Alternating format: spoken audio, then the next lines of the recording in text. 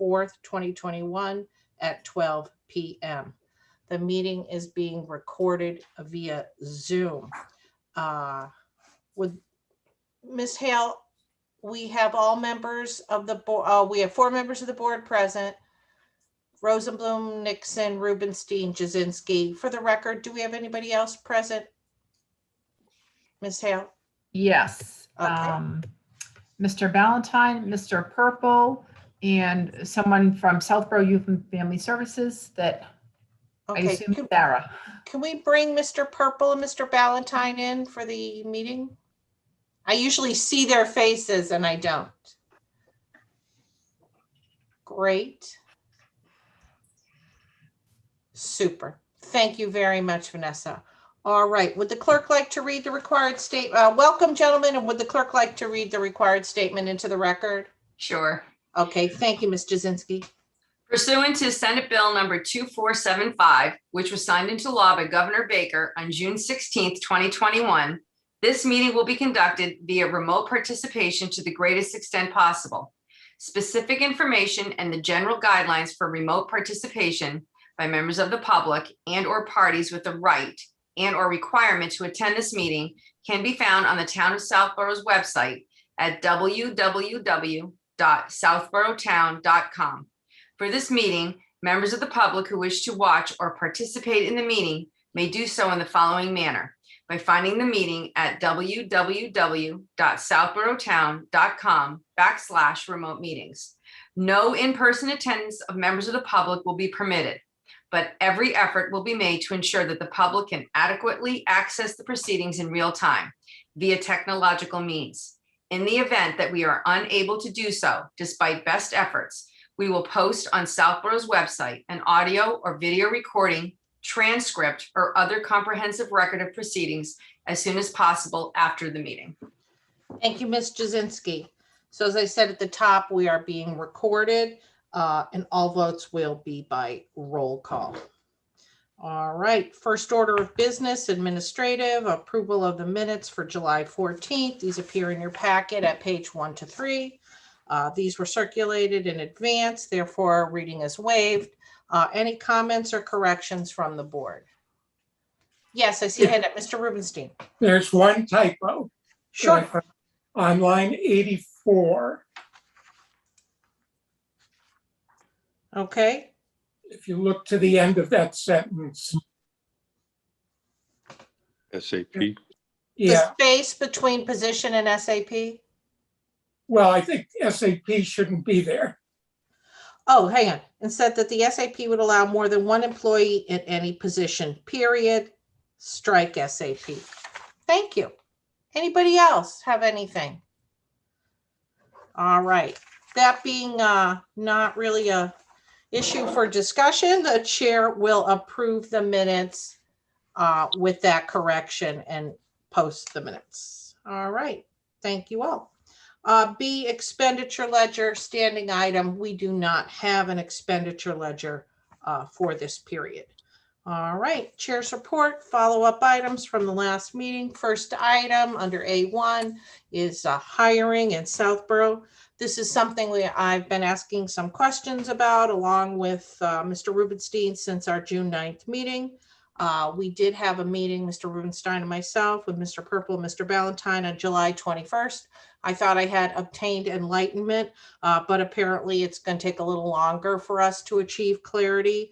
Some facts came to my attention after that meeting, calling into question the enlightenment that I thought I had achieved on July 21st.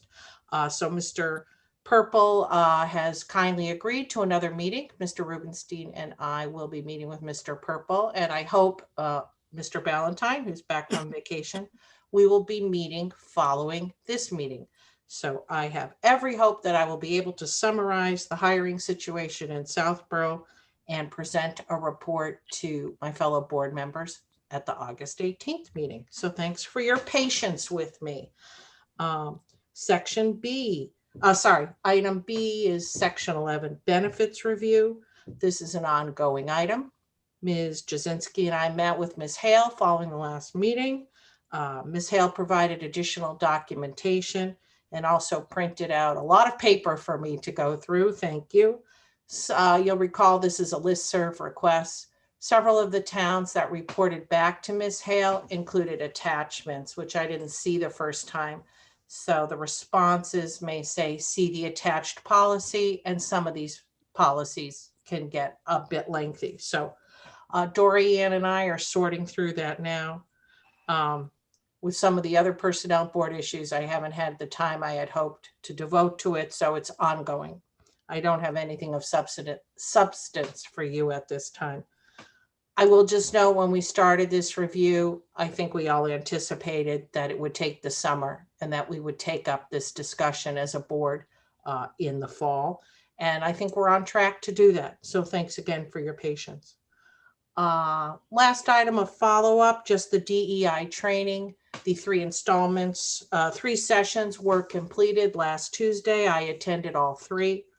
The invitees and the target group for this training were the department heads, and it was very well attended. I saw somewhere between 16 to 18 folks at all 3 sessions. As is always the case with these trainings, the question is, so what is the next step? What do we do with all this great info? How do we share it? What do we do with it? So I've not heard anything from the BOS. They may have discussed it at one of their meetings, what the next steps are for this training.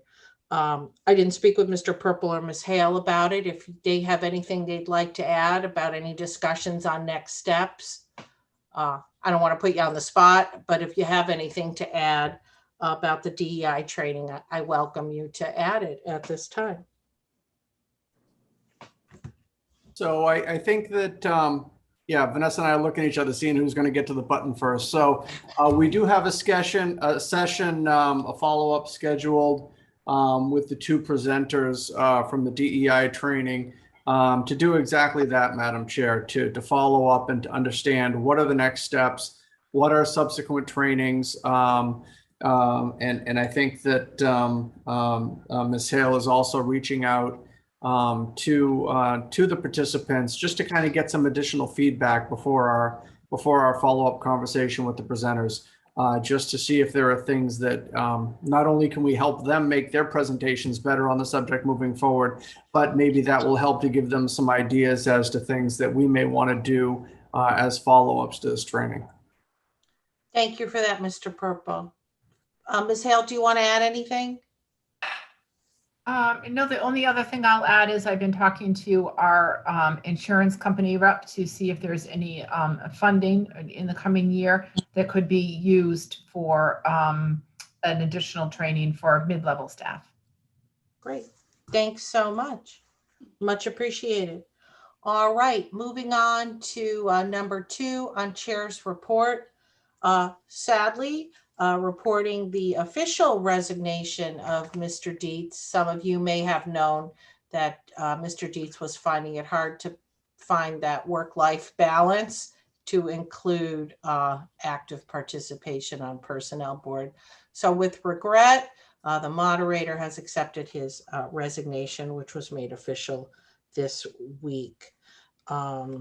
He will be missed. He brought a great deal of professional knowledge as well as a sense of humor and a willingness to share what he knew. An affable personality and a knowledgeable professional, that's a hard combination to find, and I frequently benefited from his counsel, and I will miss his assistance. However, he has assured me that he is only a phone call away if I should need his help. And I actually already took advantage of his resignation to seek some of his counsel, either that same day or the day after, as I will report a little later in the meeting. So thanks to Mr. Dietz, gone from the board, but not forgotten, and a phone call away. And my understanding from the moderator is we will not need to wait long for a new member to be appointed.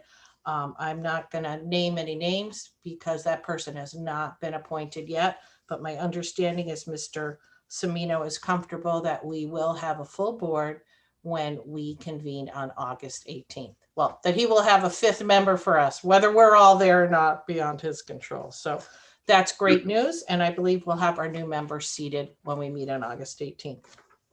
All right. So moving on to the agenda, we have Assistant Town Administrator's Report. I'll turn it over to Ms. Hale. Thank you. Sure, thank you.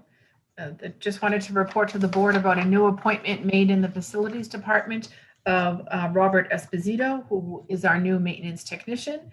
He's a grade 4 position and he started at $28.10 per hour, which is under the midpoint. And that was effective August 2nd. So we're very happy. John Parent is very happy to have a full complement of staff again. I also wanted to just update the board a little bit on the other recruitments that are ongoing. We are getting very close to selecting a finalist for the full-time recreation program coordinator, as well as the part-time administrative assistant in the Council on Aging. So we will be starting interviews probably next week for the part-time administrative assistant in the building department to the Zoning Board of Appeals, which was created by the vacancy of Katie Barry moving to the Selectman's office. So I'll have probably a lengthier list for you next month. Thank you, Ms. Hale. I note that Ms. Hale's memo is page 19. It was a supplement to the board packet. So it's at the end of the packet and it would be numbered page 19. Thank you very much. Esposito, any relation to Ms. Esposito in the BOS office? It is, in fact, her husband, but I would let the board know he came from just about an identical position in the town of Shrewsbury. So we're very happy to find such a skilled individual who had almost no learning curve. Great. I think we learned about his previous experience at the last meeting when we had the request to advance him in the vacation schedule when we saw Mr. Parent. So terrific. Thank you very much, Ms. Hale. All right. And you can just, if you want to report on the receipt of the FMLA policy, or I can do that. Oh, sure. I'm sorry. I forgot that That's part. okay. Yes, we have had asked our attorney Norris's firm, our labor counsel, for a template for an FMLA policy. I felt that ours was getting very outdated. It had been a long time since we had looked at that language. So I do have that template back from him, and Mark and I will work on formatting that in the next week or so, so we could redistribute it to all employees. Great. Thank you. So this came up a few months back when we were discussing sick and vacation leave. So when Vanessa told me she had received the policy, it's quite lengthy, about a dozen pages. I didn't feel it was necessary to clog up the packet or lengthen the packet since it wasn't on the agenda as a business matter, but we'll put it in the policy for the meeting in the fall at which we discuss sick and vacation leave, so we can have a substantive discussion on it. So, and in the meantime, that would give Ms. Hale and Mr. Purple the opportunity to put it in a different format if they chose. At the time I was putting together this packet, Ms. Hale had just received it and hadn't had a chance to review it. So thank you very much for that, Vanessa. Any questions from any of the board members on any of these items? No. Okay, great. We'll get along to old business. This is the new position for a senior IT specialist. So we have two matters. One is a request to approve the job description. It's actually three. I put it on the agenda as two, but one follows from the other. Request for approval of the job description, a request to score and grade the new position, and then to put it into the SAP. So I'd like to ask everybody to take these one at a time. And the first is to look at the job description. And I want to set aside the issue of the scoring and the grading for a minute. I'd like to keep that discussion separate and just focus on the JD itself. And to the members of the board and others who may have taken a look at the scoring, I have my reasons. I'd like to keep any discussion of potential score separate and quiet for now. I don't want to prejudice that process that's ongoing for reasons which we'll get into when we discuss scoring. So looking at the JD itself, you may recall approval of job descriptions is governed by Section 3 of the SAP, and it's worth taking a look at because we changed it in FY22. Section 5. The language was a little outdated, so we updated it. So these job descriptions and any revisions have to be submitted to the Personnel Board for approval, following review and approval by the Board of Selectmen or wherever the appropriate public body is. So the JD that was first presented to us has been superseded. The job description that we're talking about today Says approved by the Board of Selectmen, July 22nd, and it's in the packet at pages 8 to 10. So the other one was in the packet just because we had it and the request was attached to it. But the important one for your review today is at pages 8 to 10. And it comes to us for review. So I looked at this. I always like to try to set the table and look at how we've handled these things before. So during my tenure, we have looked at several job descriptions, but rarely in the context of a new position. We're usually looking at an existing job description in the context of hiring a new position. For example, recreation director. They had an old job description, hiring a new director, time to come and have a conversation about the job description. Or sometimes we're looking at the job description in connection with a request to reclassify a position from a higher grade, from a lower grade to a higher grade when new tasks or responsibilities have been added. So of the times we haven't added too many new positions to the SAP during my tenure.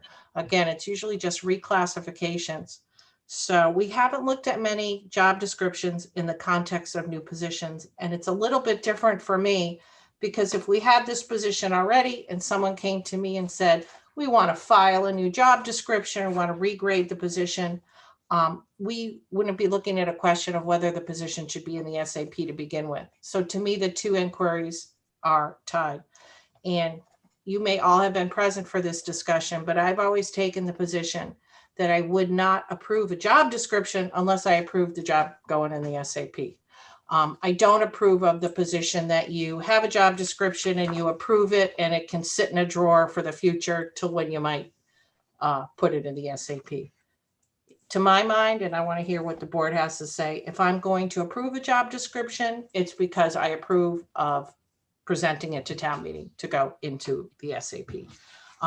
So with that, I open it up to the board for substantive comments on the job description itself, and just wanted to get a sense if we're all on the same page, that if we approve this job description, that means we approve of the job being presented in the SAP.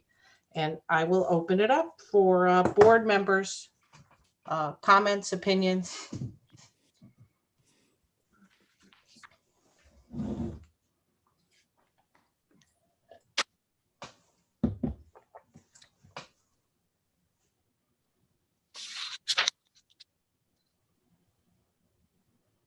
Anybody?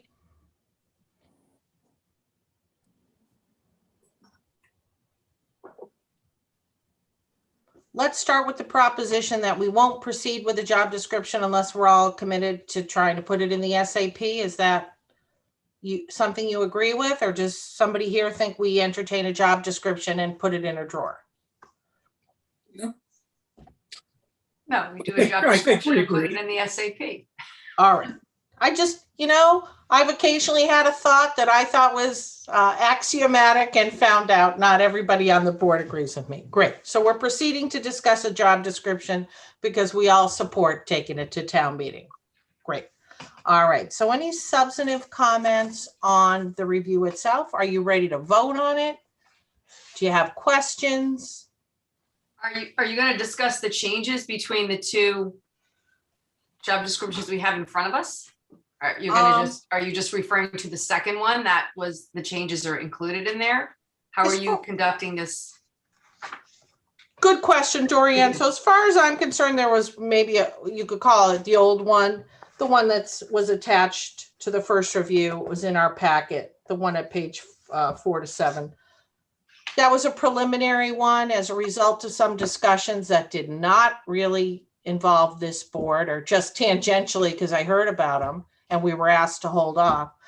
Certain stakeholders, interest holders hadn't had a chance to opine. So I would have just called that a preliminary job description. It never really came before us because we tabled the discussion. And what comes before us is the job description that has been, put forward by the proponent. That's Mr. Purple, Ms. Hale, Mr. Montijo. I don't know if he's here today. I think he's probably doing his job. And the job description that we have is the revised one that's been approved by the Board of Selectmen. And this comports with the SAP as we've revised it. We're supposed to look at a job description after the supervising board has looked at it. So the Board of Selectmen gives us what they want, and then we have a discussion. So the SAP doesn't say we have to accept what the Board of Selectmen do. We just say that's a threshold, that whoever is in charge of that department, their governing board has looked at it and approved it. And that's the starting point for our discussion. I think in the past, the discussions have gone on. I think with the rec department, it wasn't a new position. They were coming to us. The rec commission was discussing it. We were giving advice. They were going back. We were flexible, and it proceeded on, Vanessa or Mark can correct me if I'm wrong, or any board member. I think it proceeded on 2 tracks. Recreation came to us for input on the job description before the board finished it. In this case, Personnel Board was not asked for input on the job description. The IT department, Mr. Purple, knew what they wanted to go for and went for it, and they didn't ask for our help in putting it together. So it's been approved by the Board of Selectmen. I don't really see a need to track, Dorian, to long answer to a short question. Unless you think unless I'm missing something, is there a reason to go back to the old one and look at the changes? No, there's 2 different ones here. Yep. And so I just want to make sure we understand what the difference is between them. And the second one is the one that's been approved by the BOS. Yep. So that is the job description that we'll be voting on going forward. Yep. Is that job description that Mr. Montejo has? Excuse me, Dave, what's the question?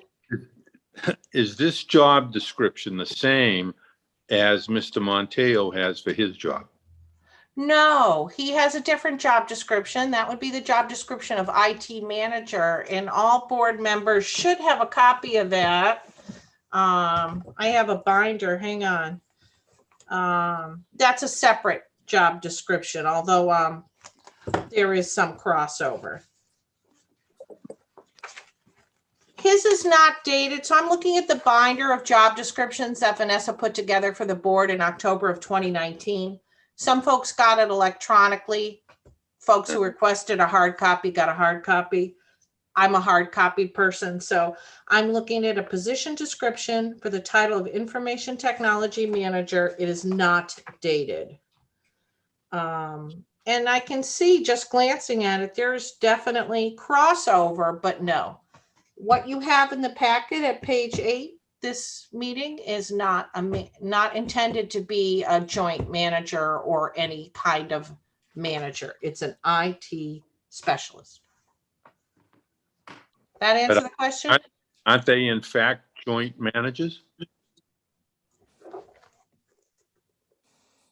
My understanding is that the position of IT specialist would have some management responsibility for the very part-time employee, Mr. McGinn, but that Mr. Montijo, the IT manager, would be the manager of the senior IT specialist. Okay.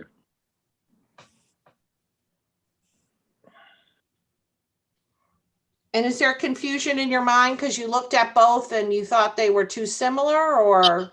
No, I Okay. thought that basically they had pretty much equal response, that either one or the other was in a position to exercise the authorities of the office. You can characterize the job description that way if that's how you characterize it. That hasn't been stated to me. There is a statement. So if you look at page 8, the box that says scope of work, last sentence, this position acts in the capacity of the IT manager when they are unavailable. Right. And so that brings up a point. If you look in your packet at page 11, and this may get a little bit into the scoring discussion where I said we wouldn't go, but I took a look at all of the assistant or deputy positions in the SAP to see if they had that phrase, acts in the capacity of the manager when the manager isn't there. And I summarized those for you, if you were wondering what page 11 was. This will relate more to the grading discussion. So the question that occurred to me is, if you're going to say the subordinate acts for the manager when the manager isn't available, does that mean that the subordinate position has to have the manager grade? How have we handled that? And what the table on page 11 tells you is that we have an assistant library director. That job description says assumes the duties of the library director in his or her absence, yet the assistant library director is at a grade 6. Likewise, the assistant town accountant, the assistant town clerk, the assistant treasurer, the deputy assessor. We have deputies and assistants who assume, whose job descriptions say they assume the manager's responsibility at limited times, but it doesn't necessarily make their grade the same as that of their manager. The only exception is the assistant town administrator, who serves as acting town administrator in the absence of the town administrator, and that grade is at a grade 8. So that pertains more to the grading discussion that we'll have in a couple of minutes. Right. But my understanding is no, this is not supposed to be an IT manager position. Okay. All right. Is there anything that Mr. Purple and Ms. Hale want to add? Okay, we got nothing. Does the board have any comments? Do you want to accept the job description and move forward with grading and rating, or? Yeah, you want a motion to accept the job description? Yeah, you know, I could pick apart a couple of little word usages. I had that discussion with Vanessa, but again, it doesn't ultimately affect overall. This is the job description that has been put together by the manager is gonna manage the position, who needs the help. It's been put together by Ms. Hale, who's gonna be the lead person on the hiring. And it's been approved by Mr. Purple and the Board of Selectmen. So I guess that's good enough for me. Are we going to leave in the word wherewithal? Well, I wouldn't mind if they changed the word wherewithal. It was a little Middle English for me, but you know, I looked it up. It means means, resources, or ability, and it falls under ability. So I think, hey, that might have been taken from somebody else's job description. So I don't know how that will work out, but Going to make a motion to change it to ability, make it easier than wherewithal? That's fine. If you would like to make a motion to change, just tell the board where you're looking, Dorianne. On Bates, page 9, and at the bottom half of the document, Yeah, in the category box of ability 2, 1, 2, 3, the third bullet down, yeah. the line reads, possess wherewithal to influence others with supporting relevant, oh my God, research and documentation. Change the word wherewithal to ability. I guess maybe what the board could do on a voice vote is strongly recommend that they change wherewithal to ability. That's fine. I- I'll second that motion. My personal feeling is I can accept it as written, but by show of hands, would folks like to see wherewithal replaced with ability? All right. Barry is not showing him. Well, I don't have a feeling one word. I mean, I think the word is appropriately used here, but if you Okay. want a word that's more easily recognized and understood, I would have no objection to changing it. All right. So That's sense the of the only board, reason if why I someone wanna wants to change it. change wherewithal. That's The the only only other- reason I want to change it. Okay. The only other bullet point I have an issue with right below that is ability to, and I struggled with this when I read it. Provide excellent judgment when reviewing potential errors. And I don't know what errors refers to. Where are you reading? It's the bullet point right below wherewithal. Number 4. 1, 2, 3, 4. Under ability, page 2 of the job description, Bates 9. I Okay. had trouble understanding what was meant by provide excellent judgment, because you would assume excellent judgment would be part of the skill set, which is the box below. But Change it. under Professional, provide professional judgment. so let me just finish. So it's under the ability category. The applicant should have the ability to, I get it, provide excellent judgment when reviewing potential errors. I don't understand that language. If this were an accounting position, errors in accounting, I guess, but for IT, I didn't know what was meant, comma, program development. Does that mean provide excellent judgment in reviewing program development? Or was that meant as provide input into program development and cost analysis for procurement of supplies and services? I thought that was clunky. When I graded the position, I was stuck on that because I thought it looked like maybe a lot of different things got mushed into one paragraph. But if the folks who are going to hire this position and work with this person think that serves the needs of the town adequately, following in Barry's footsteps, I could live with it. Sorry, Barry, you didn't speak to this point. On another point, I just thought that language was a little confusing to me. That's all. I don't know if anybody else found it confusing. No, I agree. It is confusing. It's definitely unclear. I don't know what it means exactly, but maybe Mark or other people who are involved in preparing it can explain what they were trying to say there. Yeah. And that begged another point. I had Mr. Montijo and Ms. Hale together, and Vanessa was, as always, very cooperative and willing to tell me what she thought it meant.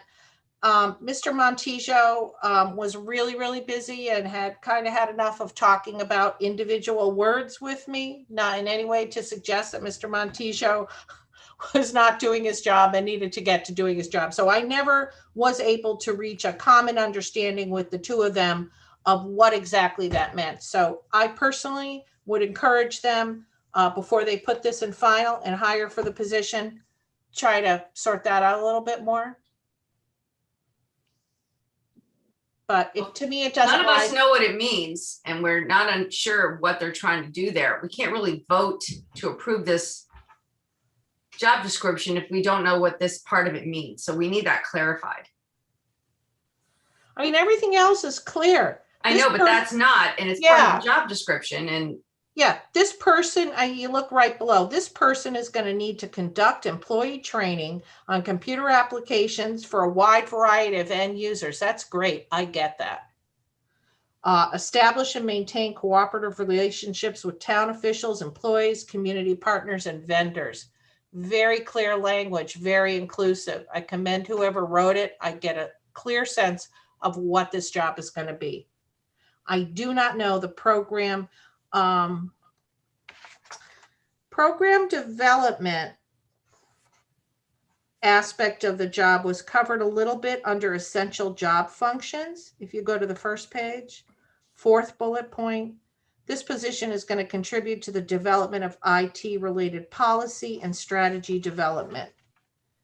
So I would think that on page 2, that language about providing judgment when reviewing program development maybe should be just the program development part should be related back to the previous discussion of program development.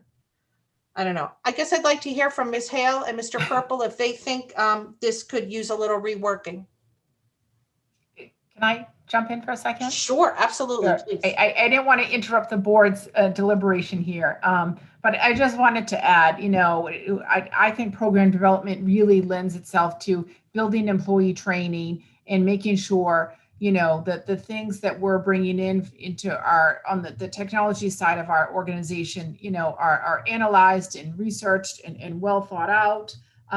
When in regards to reviewing potential errors, I think that really means dealing with cybersecurity matters and making sure that, we all understand, our board and committee members, as well as our employees, what errors can, what an error in a cybersecurity and, really means to our organization, damages that could occur. I wanted to give Mark a chance to also analyze that, but that's my thoughts. I just think that it needs to say that, Vanessa, that's very clearly stated. That's not clearly stated here. I think we need to change these words and we need to include the potential errors in cybersecurity. That needs to be stated in here. It's not. And so this is very ambiguous to me. It has no meaning to me at all. It's just, you might as well just take it out, because it has zero meaning to someone who's not in the IT field. So can we change the wording on this so it's more clearly stated? You just stated it very well. Can we just change this? I have no, of course I can do that. The board, my hesitancy is the Board of Selectmen has already approved this, but I'll defer to Mark for his thoughts here. So just one comment on what Dorian just said. I think it's pretty germane that, Dorian, that you said that this, not being in IT, this doesn't mean anything to you. And my point, quite frankly, would be, well, you're not the person I'm looking to hire. And therefore, it's going to mean something to the people, who would be looking for the position. I don't want to step on Mr. Montijo's toes, who worked with Ms. Hale, to put this together. I know MTC took a look at this. And, so they provided the technical pieces of it. I don't disagree with the comment that, it could be, that the language, is a little bit clunky.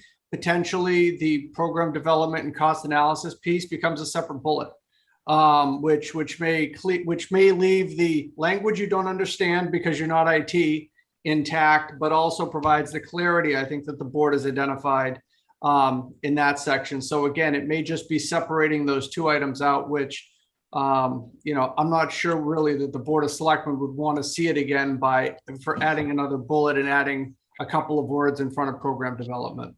So. I'd like to clarify 2 points of processes, Chair. Thank you, Mr. Purple. Job descriptions have to be approved by this board subsequent to them being approved. The fact that the Board of Selectmen approved it is a prerequisite for us to consider it for obvious reasons, because we wouldn't want to go through something and then find out 3 weeks later the Board of Selectmen changed it. Like if we had approved the preliminary one. So that's a stepping stone. We need to know that they approved it. It doesn't mean we can't then have a dialogue about it, make suggestions, and ask them to take a look at something again. Their approval was the starting point and the prerequisite for the process. Second of all, I'm not an IT expert, point taken. We're not going to be filling this position. That said, the language is still clunky to me, just grammatically. And I don't think an IT person reading this is going to have, well, I don't know. I don't want to say what anyone else is going to have. I just don't understand if you're asking them to provide excellent judgment in 3 different areas of their job. I would think we would ask them to provide excellent judgment in all the areas of their job.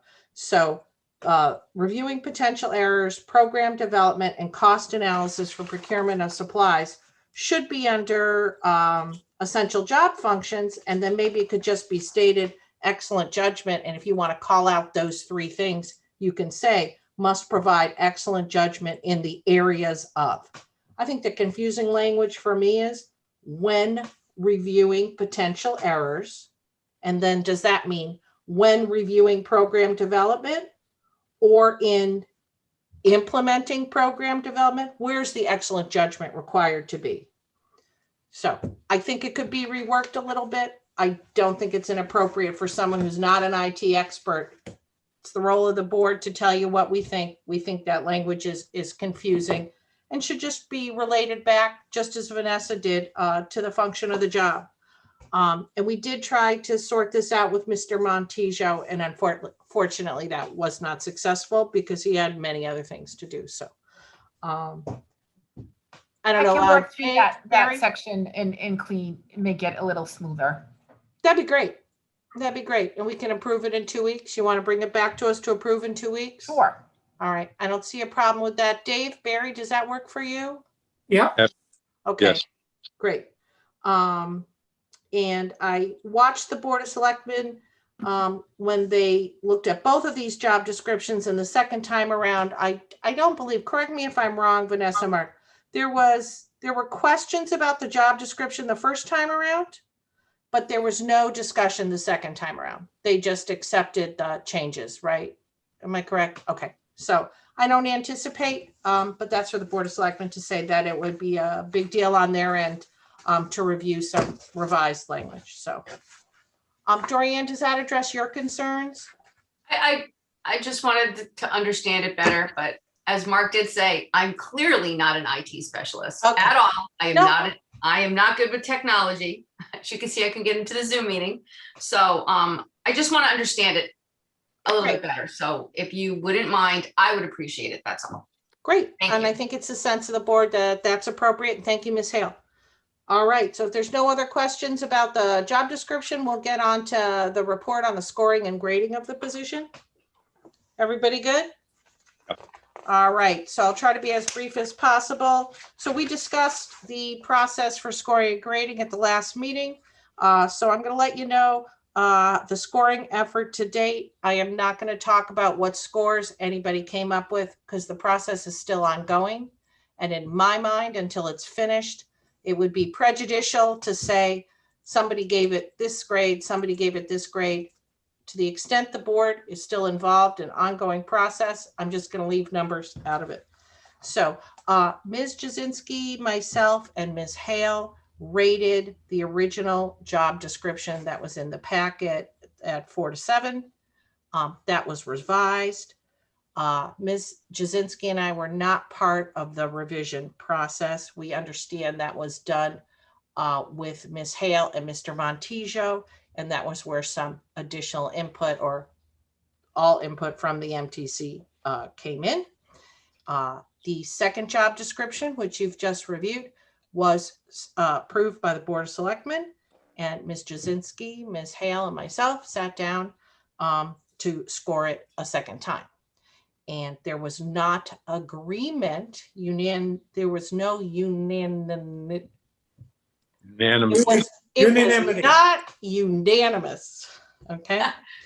So one of the things that occurred to me, and this, we're now under section 3 of the SAP. Ultimately, the responsibility of personnel board to rate and classify before we ask town meeting to approve. So I had a sense that I would really like the entire board to be able to look at it since there was not unanimous agreement. So to that end, Ms. Hale contacted the consultant, Mr. Purple, and I, and Ms. Hale had a nice chat with the consultant, Joelle and Earl. I asked her to release us from our vow of confidentiality so that the board could discuss the grading as a whole in a public meeting. And she said, sorry, no, they're still her proprietary tools. So one of the possibilities we discussed was that board members could grade them individually and we could somehow discuss our end result without putting her tools in the packet. Separately during that meeting, we relayed to her the discussions and we told her the grade that the three of us had come up with. And then Mr. Purple asked her to take a look at it and she did so. And we thank her for that. And so we then at that point, we had 4 reviewers and we had a tie of 2-2 on the score. So subsequently, Mr. Dietz resigned from the board. I asked him to score it. He had performed that function for us other times. And now we have 5 scores and we have 2-2-1. So he introduced a new element. So without getting into any of the numbers, I think we have a couple of options. We could do something we've never done before, which is average up all the scores and just get an aggregate number and divide it by reviewers. And as you haven't seen the scoring tool, but a number will put you in a particular grade. We could also have board members individually. I could give you the tools without telling you what anybody else came up with, explain to you how you do the grading, and we could have other board members do it.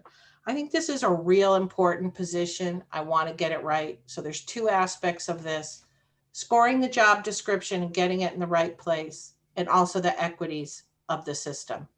You don't want to take a position that should be a 4 and make it a 9, and all the other 4s go, wait a minute, that position looks like my position. Why is it a 9? So we don't have that much divergence. But I wanted to know if the board, if it comes down to a tie, does the board want to rely on its fellow board members, 2 of us who have done it, because we've had 2 of us do it, because that's what we can do without an open meeting. Any sense of how the board wants to proceed with this? And we're down 1 member, and we'll have a new member on August 18th. So I just want to get it right. The SAP says no new positions unless upon presentation of substantiating data satisfactory to the board rates and classifies it, allocates it to its proper position. SAP doesn't say how that happens. In the past, it was done by a consultant. She would write a memo. She'd say this position is a 2, a 9, a 6, and the board would go, okay. Now we've evolved a bit to where 2 board members get involved. Question for this board is, now that we don't have a unanimous vote, how would you like to proceed? What's the sense of it, of those of you who haven't scored it yet? Or also of Ms. Jasinski, who has. My own feeling would be, I mean, you could have any number of people do it and come up with various numbers. It doesn't make one, if we had 3-2 or whatever, it doesn't make one right as opposed to one wrong. Because we had, prior to the board sort of taking over the process, we had used a consultant to do it. In a case where there's no consensus among the board members who did this, I'd be inclined to defer to the consultant's score, because that would be most consistent with the scoring that was done for the vast majority of the other positions. So that would be my thought. I think Thank you, Mr. Rubenstein. Barry's right on. Okay. All right, so if that's the sense of the board, the only thing that I caution, and I would want to go back to Joellen, she did it very quickly. We thanked her promptly, but in her response, it came via email. She gave us the scores and she said, I had to make a few assumptions here. So I'm not sure that those were the assumptions that Ms. Jasinski, myself, and Ms. Hale went into it. So I think if we're going to take what the consultant did, I would just want to follow up with her and square away a couple of questions. But I'm happy to hear. So Mr. Nixon has opined, Mr. Rubenstein. Ms. Jasinski, does that work for you? I'll go with however the board wants to handle it. All right. So Vanessa, I don't know if you share or Mark, please chime in, because you both saw the response from the consultant. And it said, I've made a few assumptions here, and a couple of her numbers were off from what the 3 of us had with arguably more context. So maybe you and I could chat with her before we wrap this totally. Yeah, I think that would be wise, just to, clear up any questions you or she may have. Okay, great. So I'm getting the sense of the board that the board members don't want to continue to grade it. I agree to some extent with Barry. You can get different numbers, and there's several different fields that get filled out, and it's the aggregate number. So folks can disagree in a couple of different places and still end up in the same grade. So, all right, sense of the board that Vanessa and I will speak to the consultant, wrap this up, and give you a grade on August 18th. Yep, sounds good. All right, great.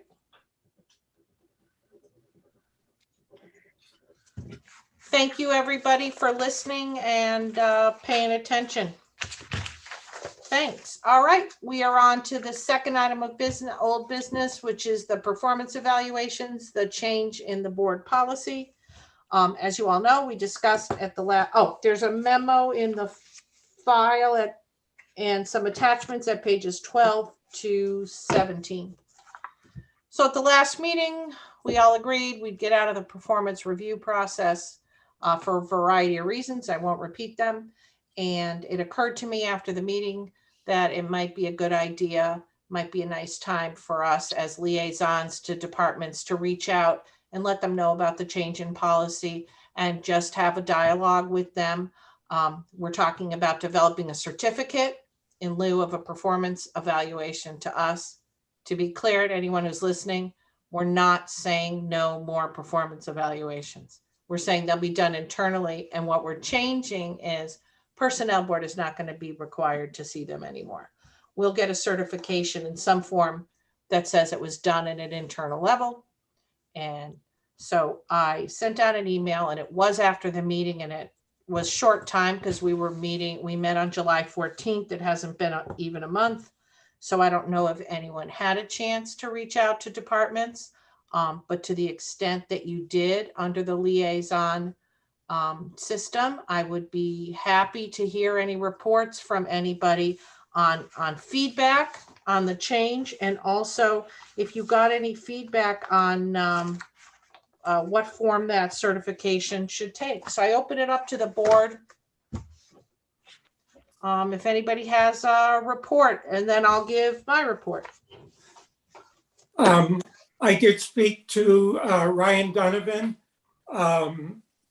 He thought the board did provide valuable feedback on the evaluations. He appreciated that, but he also recognized the frustrations that the board felt and the issues that the board had experienced in the process. And as he said it, he would give 2 thumbs up to the board getting out of the review process and just requiring a certification. I reached out to Tim Davis as well, and I actually just got a text from him saying he's unable to make outside calls from his building, and that's why he hasn't called me back. So I don't have a report from Tim. And I didn't bother reaching out to Jay because he hasn't really had anything to do with the performance evaluation process.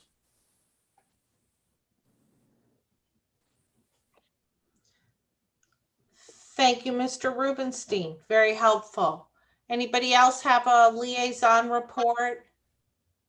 I reached out to John Parent for the facilities and told him we were not going to be looking at the performance reviews anymore, and that we were going to be requiring a certificate. So we kind of discussed what should be included in that certificate and how that should be presented.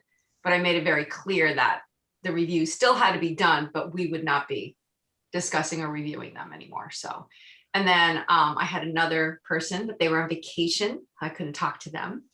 And then I didn't get a hold of the other person. So Thanks. that's Do you it. have I only any had one. I'm sorry. I only had the one person. That's it. Okay. Did you have any specifics on what the certificate would contain that you wanted to share with us? So we discussed that it should have the department head's name, the department head's name, the employee should be listed, and then there should be an overall rating, and maybe a couple of sentences about the performance, and that they've been reviewed, and then that department head would sign it. Something simple because it's in addition to the performance evals on top of it for us. So just trying to make it as simple and easy as possible, but a very quick summary, just a 1-page form. So I wrote it, I have stuff down. I just didn't draw it up because I hadn't spoken to my other 2 departments yet. Thanks. All right. I'm not sure I wanted to hear what folks had to say before we decide the path forward. So thank you. That's helpful. And you'll hold that report with the details. Anybody else have anything before I do my report? Okay, Mr. Dietz had contacted me and asked if someone else could handle his departments. And so I reached out to Mr.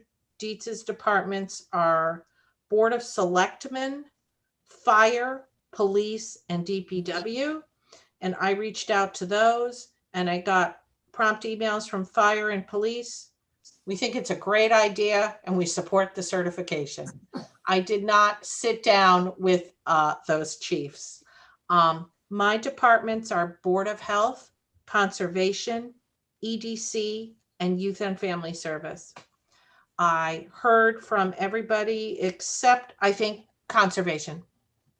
So I got an email from EDC today. They have a new chair. Mr. Wood is no longer the chair. It's Mr. Anderson. He said, I'm totally new to the process, so I would not have any valuable contribution, except we just want to make sure there's a forum for us to talk about how fabulous our employee is. So, but he didn't have anything else to say other than that. Board of Health, I had a really nice chat with Mary Lou Woodford, separately with Dr. Heather Alker. Both were very positive about the change. Dr. Alker, as you know, is a new employee. I'm not sure if the status is interim director, so she hasn't really done this before. So for her, it was just more an education about how the system has worked and what we're changing. So it was more informational to her side. So, and then I sat down with Sarah Castle, Director of Youth and Family Service, and she has a new chair of her youth commission. That is Lauren Ritchie.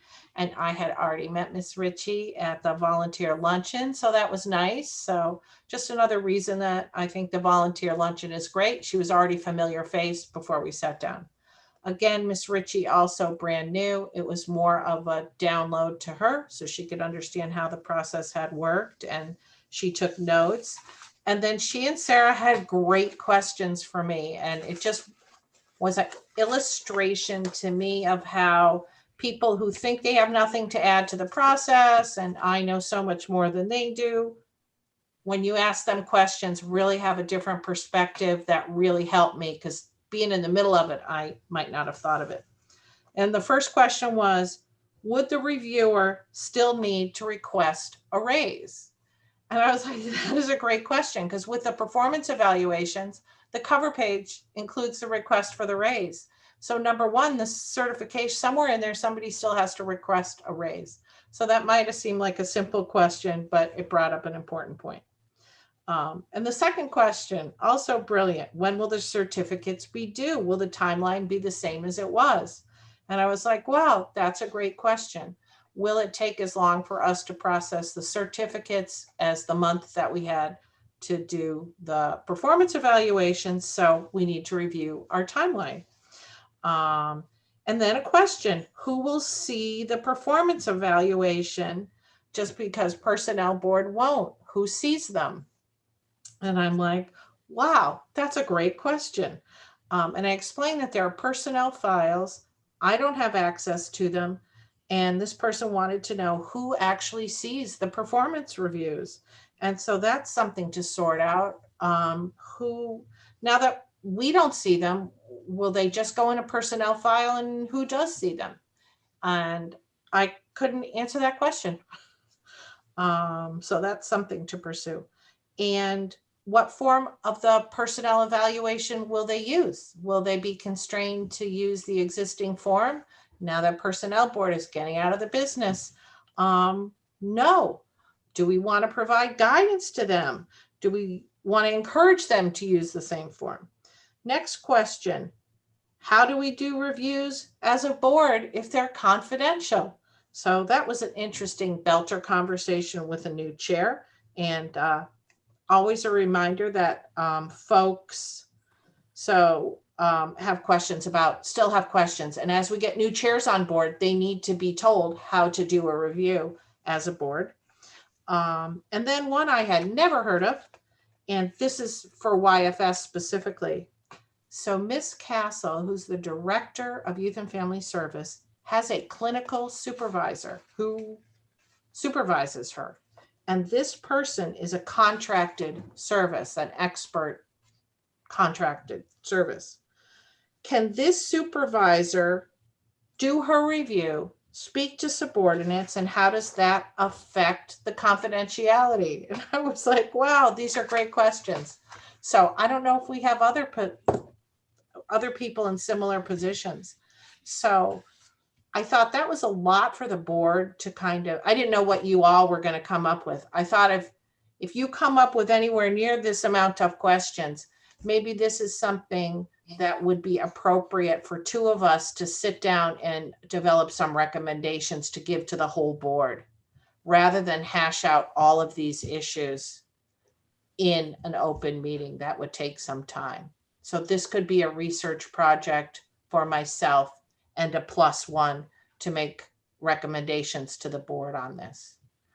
And my personal thoughts are, if we start to include, I sort of walked through in my own mind, separate and apart from these departments. If we start to include asking for a lot of information, then it just becomes another performance evaluation, only shorter. When Dorianne said a summary of performance, something in my brain went, no, I don't want to see a summary of performance. I One or want to two see, lines. I think what? 1 or 2 lines, not No, paragraphs. I want to see a box checked off that the person's performance was satisfactory. I think maybe we require that it be in writing and they check a box that says they've deposited in the personnel file and the person's read it. I don't want to be in the review business. So I think there's quite a bit for this board to discuss in terms of timing, substance, and we get to change the SAP. Do you want to do it as a full board? Do you want to do it with a +1, have me work on it with somebody, or it could be any 2 of you? I'm open. I'm happy to have you work on it with one other person. And who would that other person be?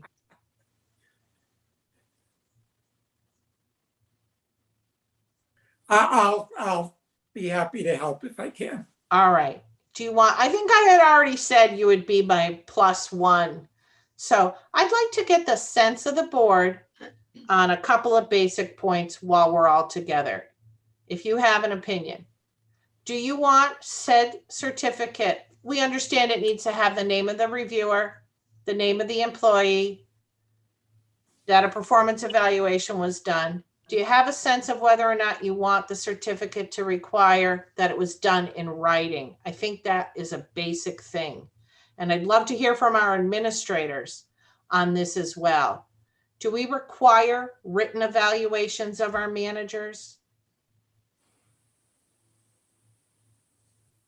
Yes.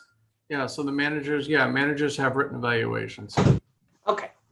So I think it would be appropriate for the board to say, I, Brian Ballantyne, did a review of whoever in my office, and have him check a box that said it was in writing and it was deposited in the personnel file for the employee. Yes. I mean, I would go a step further and say that it has to be on a form approved by the personnel board, because otherwise, who knows what each individual comes up with and said, yes, I did a performance evaluation. You know, we don't want to be in the business of reviewing them, but I think I'm fine with being in the business of saying this is the form. And maybe if we want to have more than one option, I'm okay with that. But I think we want to approve the form and they want to have to certify that they use the form approved by the personnel board. So if you skip ahead in your packet to page 12, when we were talking about the form the certificate would take, we all agreed last time, and Vanessa had suggested we take a look at the SAP. I ran a search to see where performance evaluations are mentioned. This is page 12 in your packet. Obviously in 7A, and then again in 16D and 16F. And I've cut and pasted the text. That's at pages 13, 14, and made recommendations. And I had in my mind that we were going to be out of the requiring a certain performance evaluation form. We were just going to be certificate. So if you look at my recommendation, and again, this was just to have something in front of you. I crossed out, this is page 13, I crossed out an evaluation of the employee's performance and said a certification in a format approved. If I understand Barry correctly, we would bring back evaluation in a format approved by the personnel board must be done, and then a certificate. So this is a very worthwhile conversation. Is it the sense of the other members of the board that you would want to require a certain format for the performance evaluation, even though we don't see it? Yes. Yes. All right, so we've got some rehashing to do. So Barry, you'll be my +1, and maybe we can bring up a proposal before the board. We've got some time to get this done. Reviews won't be done again until next spring. All right. So if we could just look at the memo for a minute, page 13. You've got the current text of section 7, and then you've got the suggested revision. And then under that, we had some policies. Well, before we get to the policies, if you look at page 14, personnel evaluations come up under section 16D and F. As I read them, I don't think we need to make any changes to the SAP, but I'd love to hear from all of you on that. This is page 14 of the packet. I don't know if you had, all of you had a chance to review this. Yep. If you want to table it to our next meeting, when we can take it up again, or if you want to talk about it now. Yeah, I don't see any reason to make any changes to section 16D or F. I think they're still appropriate. Dorianne, Dave? I agree. Okay, great. Well, that makes it easier. Perfect. All right, so then we just have the 3 policies that we put in effect. See what happens? We change the SAP, we do something by policy, and then we change. So these are at pages 15, 16, and 17. I don't know if you all had a chance to look at these. These will need a little bit of review. Is it the sense of the board that you want to discuss these now? You want to hold on them? You want me and Barry to give you a recommendation? I think we'd look forward to your recommendation on it. All right. Thank Dorianne, you for your vote of confidence, Dave. we appreciate that, Dave. We'll send you our bill. Dorianne, did you have any comments on these policies? Do you want to wait and see what we come up with on the certification? Yes, we gonna wait to keep- see what you come up with, because I don't see anything that I would do right now with them. So Okay. I'd wait for your recommendation. All righty. All right. So, Maureen, you can expect the bill also. all right. So we're gonna, Barry, I don't know what your time frame is for August. I will talk to you this afternoon, and we'll either get a meeting of the 2 of us in August or perhaps in September. I don't feel that this has to be done immediately for August. So tabled to a future date. Thank you all for your input. Last item on the agenda that I have before calendar is draft guidance on process for new SAP positions. So that is in your packet at page 18. From time to time, not very often, I get calls from people who are investigating the possibility of requesting a new position. We have an actual request in front of the board that we just discussed a little while ago. And sometimes I just get calls from department heads, employees who want to understand the process. And we don't have a lot of our processes in writing. So this page 18 is compiled just based off of notes, discussions I've had with folks, and how the board's practice has evolved. I'd like to have something in writing. It recently happened. We get new chairs roll over. We get people who are helping departments formulate. And I think it would be helpful for everybody if we had something in writing. So this is for discussion purposes. I don't know if you had a chance to review it. Like to get your thoughts on it. And that again is page 18. I think this is a great idea, Betsy. Okay, thank you, Dorianne. Love to hear from Mr. Purple and Ms. Hale. They're included in this. You guys are undergoing a request for a review right now. Mark is our partner in all things personnel. So really love to get your input. I don't want to be giving out advice that runs contrary to your practices, or if you think something, the way this usually works is Vanessa and I talk a lot. If someone calls her with a problem, she lets me know. If someone calls me with a problem, I let her know. So she and I strive to stay on the same page in terms of SAP guidance. I don't know if you folks need a little more time with this document. I'm open, however you want to handle it. And maybe this is a bigger issue, but I have a question about, and thank you for doing it, and I think it looks very good. The question I have is about B3 and what the role of the personnel board is.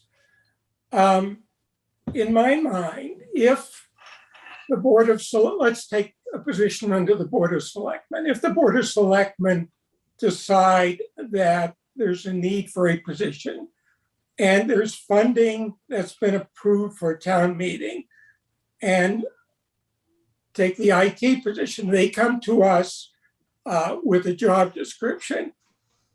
I don't see my role as saying, no, I don't think the town needs that position. That's a decision that's made by whatever the authority it is, be the Board of Selectmen, be it an independent board, whatever. But it's not, I don't think, my job to say, yeah, I see what you're saying, but I don't agree. I don't think you need that position. I'm not going to approve a job description. But that's how I read the SAP. We're to make sure it's an appropriate job description, make sure it goes in the appropriate place in the schedules, that we're paying the appropriate amounts for it, but not to determine whether someone should be hired in that job or not. But that's how I read the SAP. So when I see that, I say, well, they shouldn't have to do that.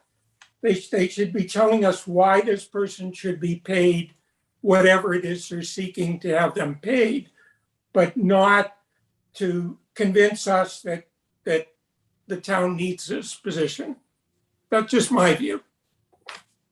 Thank you, Mr. Rubenstein. I'll give you a little background on how that got in here. I think it came from the idea in the preamble of the SAP that we balance, let me look at the language. We administer the bylaw and represent the interest of taxpayers and town employees. So I guess through my years, it's crept into a somewhat of an advisory role.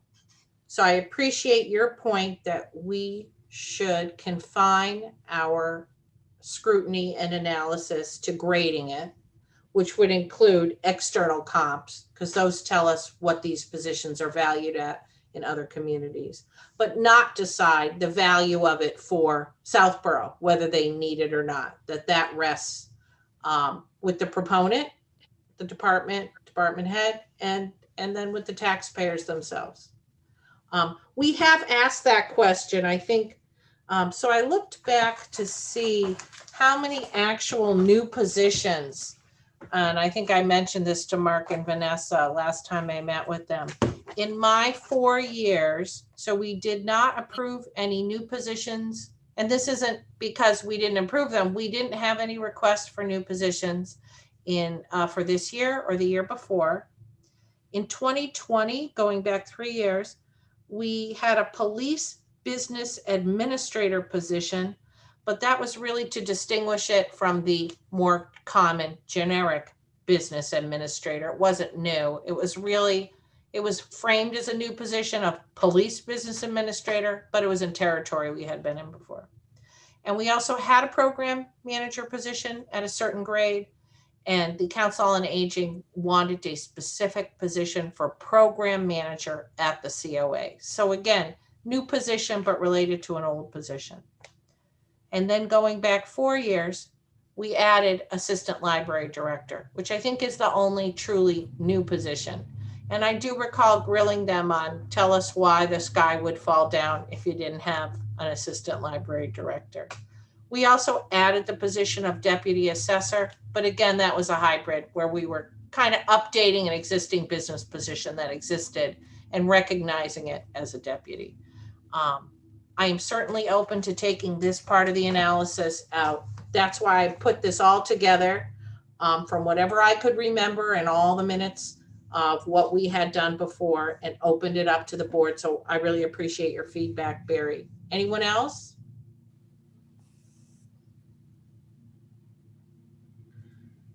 How does anyone feel about having proponents make the case for why they need the position? Do you think that is appropriately our role? Madam Chair, I agree with Barry. I think that the need for the position, the funding for the position, everything else should happen and needs to happen long before it gets to Personnel Board.